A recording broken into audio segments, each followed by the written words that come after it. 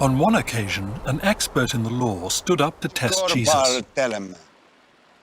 "Teacher," he asked, "what must I do to inherit eternal life?" "What is written in the law?" he replied. "How do you read it?" He answered, "Love the Lord your God with all your heart, and with all your soul, and with all your strength, and with all your mind, and love your neighbor as yourself." "You have answered correctly," Jesus replied. "Do this, and you will live." But he wanted to justify himself, so he asked Jesus, "And who is my neighbor?" In reply, Jesus said, "A man was going down from Jerusalem to Jericho when he was attacked by robbers.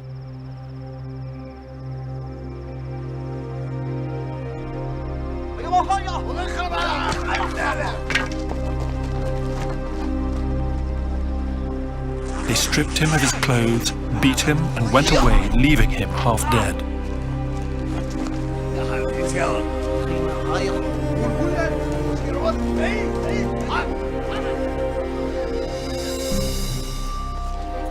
A priest happened to be going down the same road, and when he saw the man, he passed by on the other side. So too a Levite, when he came to the place and saw him, passed by on the other side. But a Samaritan, as he traveled, came where the man was, and when he saw him, he took pity on him. He went to him and bandaged his wounds, pouring on oil and wine. Then he put the man on his own donkey, brought him to an inn, and took care of him. The next day he took out 2 denarii and gave them to the innkeeper. "Look after him," he said, "and when I return, I will reimburse you for any extra expense you may have." Which of these 3 do you think was a neighbor to the man who fell into the hands of robbers? The expert in the law replied, "The one who had mercy on him." Jesus told him, "Go and do likewise."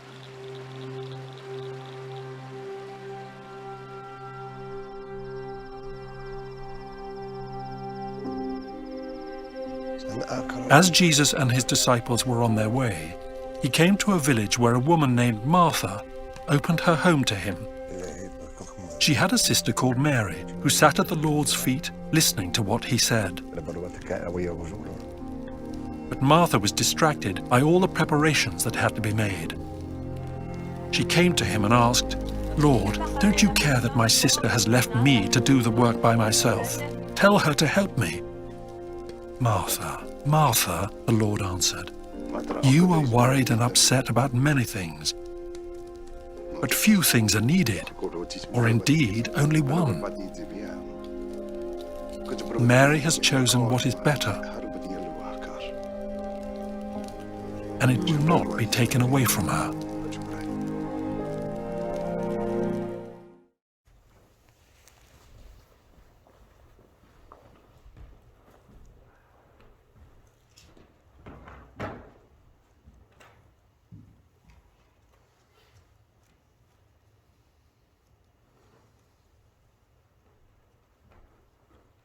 We have begun the journey to Jerusalem. Up to this point, Jesus has really been in Galilee and teaching and preaching, but now he's on the way to Jerusalem. And we have 2 moments, 2 events going on here this morning. And the first, Jesus encounters a lawyer, someone who knows the law. I mean, we know things. This guy, he knows things, not just what they are, but he can tell you all the interpretations and why they're important and all these things. But it's interesting that he's sitting there with Jesus, and he wants to know more.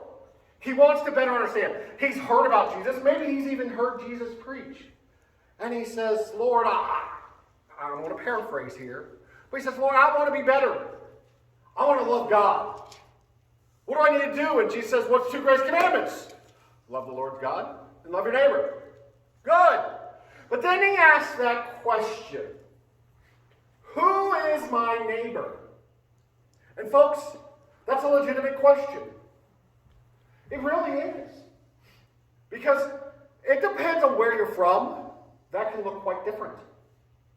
We've lived in Ohio. We've lived in Kansas City, Missouri.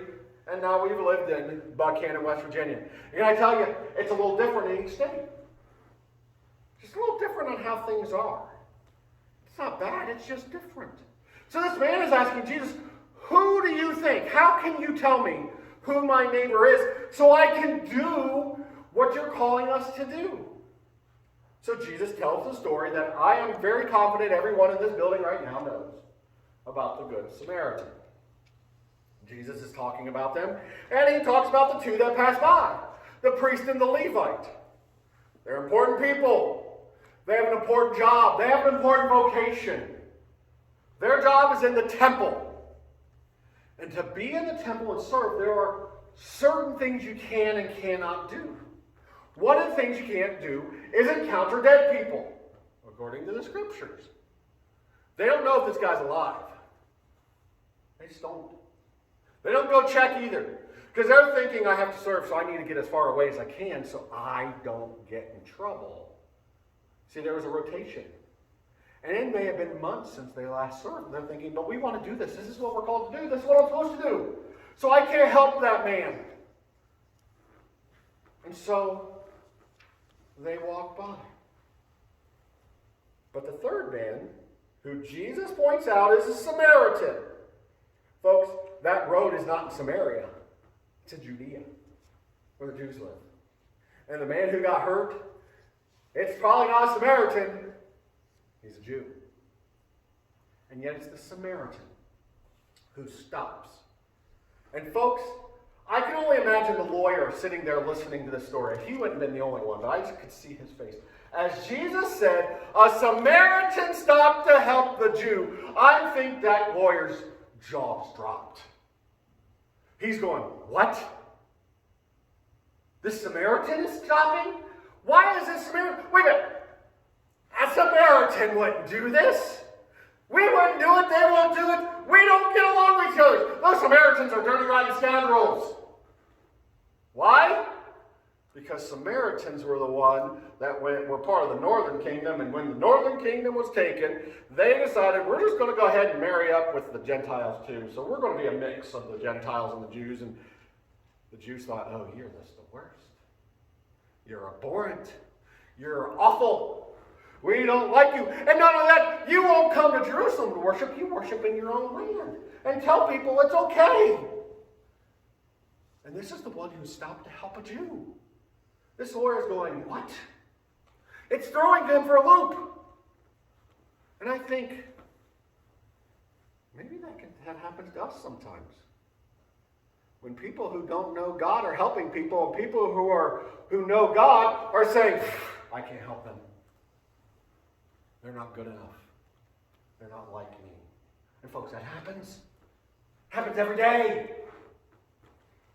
And this lawyer is going, this is the man who stopped to help. But Jesus was making a very specific point. He was telling everyone, but specifically this lawyer, that our neighbors aren't always like us. That our neighbors are people who can be very different. I like what John Wesley, I want to paraphrase something he said about our neighbors. He said, our neighbor is anyone who needs our help, not just the person that's already a part of our group. Let's face it. It's pretty easy to say, oh, sure, I will help that Christian. You know what's the harder thing to say? I'm going to help that drug addict. I'm going to help that thief. I'm going to help that person that everybody knows is just a delinquent, is a scoundrel, is someone no one else really likes. He's always in the paper for doing bad stuff. She's the one that neglects her children.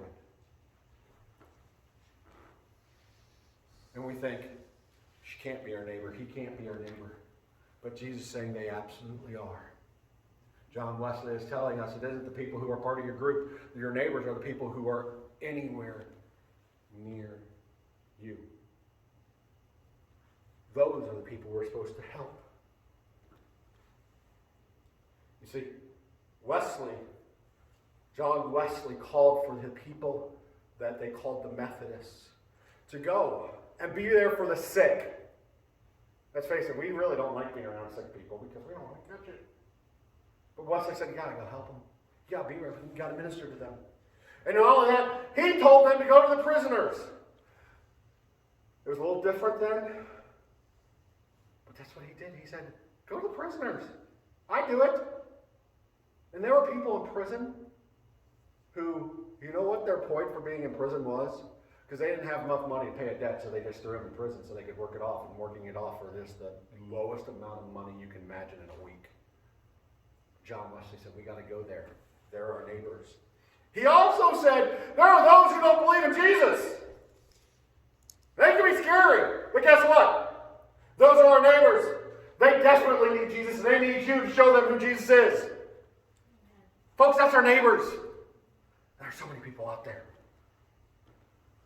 Then there's the second story that was told here about Mary and Martha, friends and followers of Jesus. And Jesus goes and he stops at their house.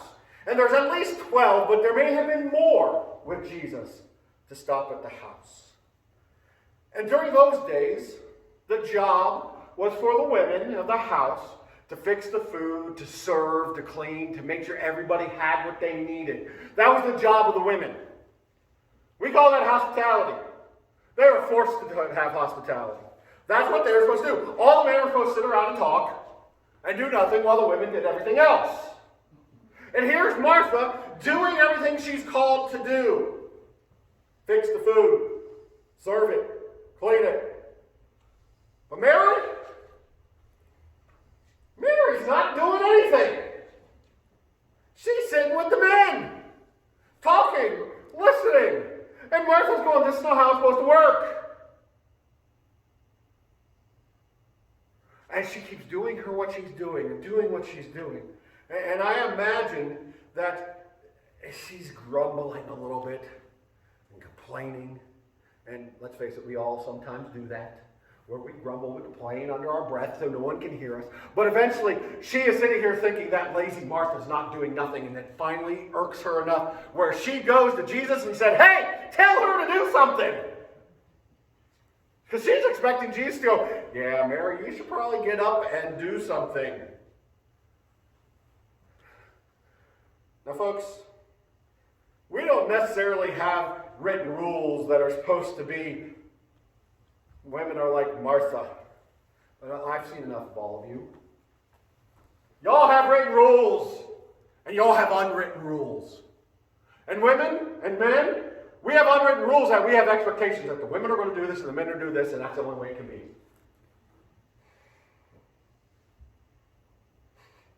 Can I tell you, Jesus would go, no, that's not how this works. Yes, there are going to be some things that men can lift that women can't, but guess what? There's also going to be things that there are some women that can lift up that I go, I don't think I can touch that. I don't think I can lift that ever. Jesus is looking here, and Mary's sitting there and listening and engaging, and Martha's off doing everything else that she thinks she's supposed to do. And Martha complains, and then Jesus says, Mary has chosen the better part. What? What do you mean Mary has chosen the better part? The better part is doing what we're supposed to be doing. The better part is serving and cooking and cleaning and Jesus goes, no. That's not the better part, Martha. Doesn't Jesus know better than this? Doesn't Jesus know what Mary's supposed to be doing? Because Martha's doing it. And I sit here and I think, not only Jesus said, Mary's doing the better part. It doesn't say this, but I'd like to imagine Jesus also going, Martha, why don't you just come and sit down too? You need to hear what's been going on. This is important for you too. So, as I was preparing for this week, the thing that really got my mind going was these two stories being together. Look, in our Bibles, and I'm going to guess, if I go to any Bible you have that you're holding right now, that Bible is separating these stories by a title of what is going on. And that's how we do things. We study We go to Sunday school, pastors preach in those categories. But what if Luke had a purpose for putting these two stories next to each other? What if Luke was saying there's something here that you need to see, that they both fit together? Folks, I have never seen or heard them taught together. I have never seen or heard them preached together. But I wonder, because of that, if we have missed out on something that they're both saying, and we just haven't gotten it yet, because we like to go where we have it. This story. Oh, we're done here. Now we'll go to this story. Oh, we're done here. Now we'll go to this story. And Luke said, get rid of those, because you're missing the main point. Jesus, when you go through the Good Samaritan story, he doesn't condemn the priest or Levite. Not one negative word against them. I sit here and think, I have. Horrible man. I've heard it in Sunday school class. Horrible, bad men. And I've heard it in sermons. Don't be like these guys. These guys are bad guys. Well, what if Jesus isn't condemning them? But what if Jesus is making a bigger point? What if Luke is trying to show us something more about the story of the Good Samaritan and Mary and Martha? The priest, the Levite, and Martha. Folks, I'm going to tell you this. I know that the Samaritan is a story, but I think if Jesus would tell you, he goes, they're all good people. They all follow the law. They all do what they're supposed to do. They go and worship when they're supposed to go to worship. They do the right things they're supposed to do when they worship. They are not horrible, bad people. But they believe they're doing what needs to be done. The two men are believing they need to stay clean to serve. And Martha is thinking, I have this purpose. I'm supposed to do this stuff. This is my job. And Jesus is going, what if there's something different here? What if Jesus is saying that what we think is right isn't what is needed at that moment? You see, with Mary, he says she's doing the better part. And he won't take it away from her. He is not going to look at her and say, Mary, maybe you should help your sister. I'm thinking of what I found here, and not just here, in other places. If someone was doing all the work and started complaining, I could see it in my head of someone going up and saying, you need to help your sister. Do it now. Jesus looked there and said, hey, you're doing it right. Martha, you need to come over here. It's the opposite of what people think it's supposed to be. You see, with the Samaritans, Jesus is saying, this man had compassion. And in that moment in time, compassion is what was needed most. The two guys who were going to serve, Jesus, I think, would have looked at them and said, guys, helping this man is serving. Helping this man is doing what God needs you to do now. Yes, I know you want to go to the temple, and I know you have a job. But maybe what your job is being here in this moment doing what God is calling you to do to help this man. You see, what if it isn't about the people who did what we think are wrong things, but weren't wrong? But what if this is about Jesus making a point that doing the right thing is the thing that sometimes people won't agree with us about? Folks, there are a lot of times when people struggle. Do I serve here, or do I do what the church calls me to do? That's a struggle. I've struggled with it. The church says this, and this person desperately needs this, and I'm supposed to do it this way, but this person needs me, but I got to go over here because this is what the church says I'm supposed to do. Folks, I agree.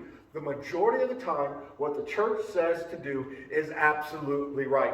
But unfortunately, what we do as humans is make that the law, and we can't break it, and we can't get around it, and we have to stand right in the middle of this.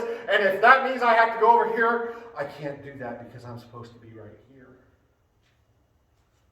And Jesus is going, no! Over here is someone who needs you. Over here is someone who desperately desperately needs you. And I need you over there. And we like say, but I'm supposed to be over here because this is where I'm told to go. And here's what I know. I have been there. I have done that. You have been there. And you have done that. You may be saying, no, Pastor, I never do that. Yes, you did. And I want to tell you, our church has been there and done that. Every church has been there and done that. We're supposed to be over here because this is what it says to do. And Jesus is saying, over here, help, over here, there's something desperate right here. You have to give up what you think is right and do what is truly right. These two men were doing what they thought was the right thing, but Jesus is saying, yes, religiously you are right, but in this moment, religious correctness was not what was needed. Martha was doing what was right. She wasn't doing anything wrong. But what he saw, what he was saying was, your work at this very moment, Martha, your work is not what's needed to be done. There is so much more that needs to be done. And what was it needed to be done in both stories? Two words that I think absolutely go together. Compassion and love.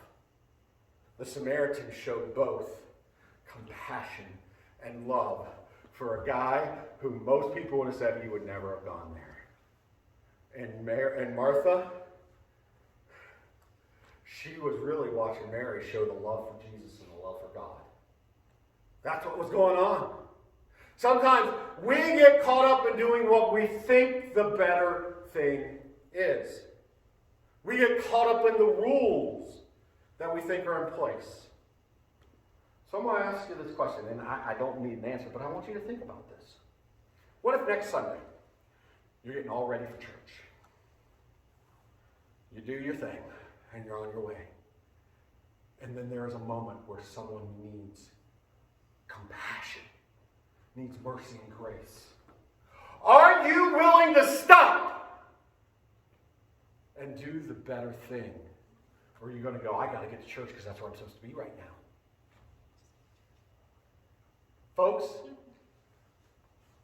there are moments when we get so caught up that Sunday morning I have to be at church. That's what I'm supposed to do. That's what I have to do. That's where I need to be. And I'm wondering if there's going to be moments when Jesus says, but there's this right now. And this is the better part right now. But we say, no, we have to go over here, so we go to church. Because that's what we're supposed to do. That's the rule. And we forget that sometimes the rules, we just got to do away with them. It doesn't mean that we sin. It doesn't mean that we give in to the temptation. What it means, though, is that my moment of worship right now is not going to take place at that church. My moment of worship right now is going to be helping this person who's in desperate need. Amen. And are we willing to do that? Are you willing? I don't care if you're a Sunday school teacher. I don't care if you are just a person who comes to worship. Are you willing to say, I am going to serve this person in desperate need? Because when I hear about that, you know what I want to say? Hallelujah, praise the Lord. You worship today. You served God. Why? Because folks, you wouldn't be doing wrong. You would be doing the better part. It's easy to do the supposed right thing, but sometimes those things get in the way of the better part, of the part we're supposed to be doing, and we're all guilty of doing it. I believe here that Jesus is reminding us that the better part is doing the things that sometimes others won't understand. It's sometimes doing the things that people go, you can't do that on a Sunday because you have to go to the worship service. You can't do that on this day in this way because that's not how we do things. I hate that phrase. That's not how we do things. Who cares? Jesus did a lot of stuff that they said that's not how we do it.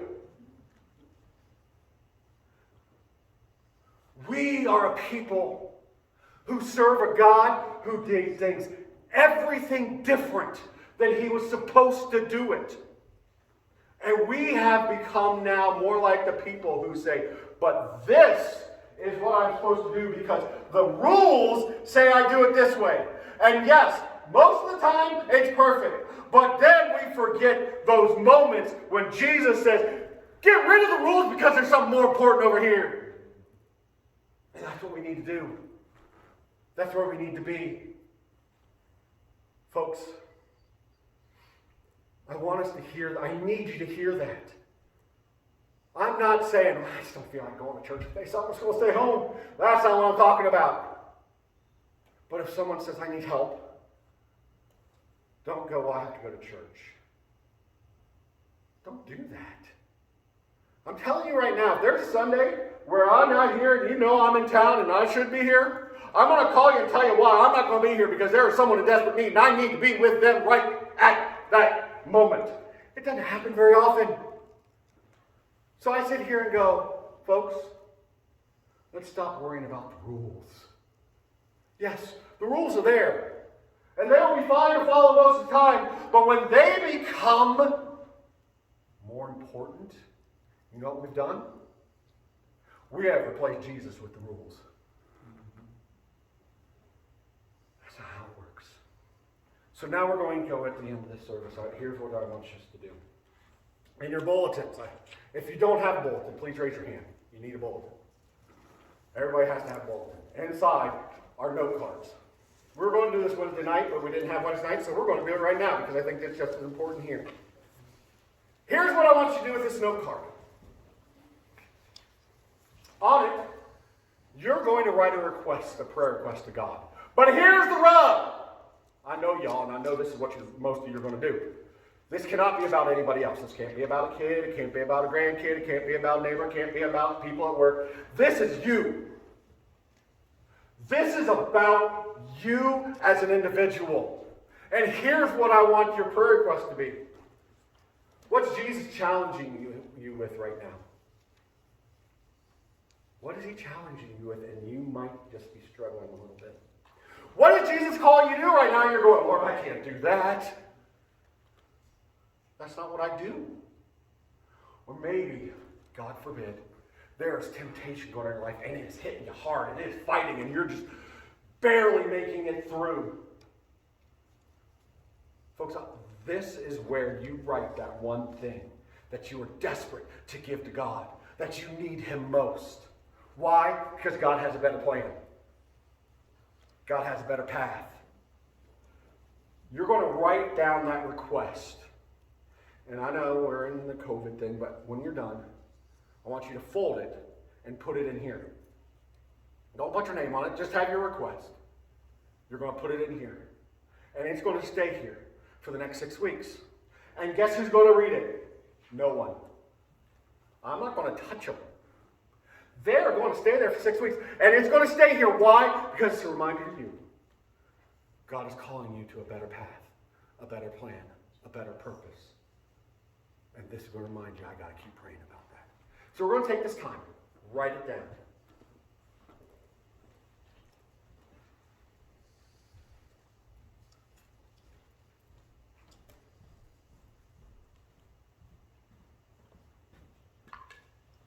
Thank you.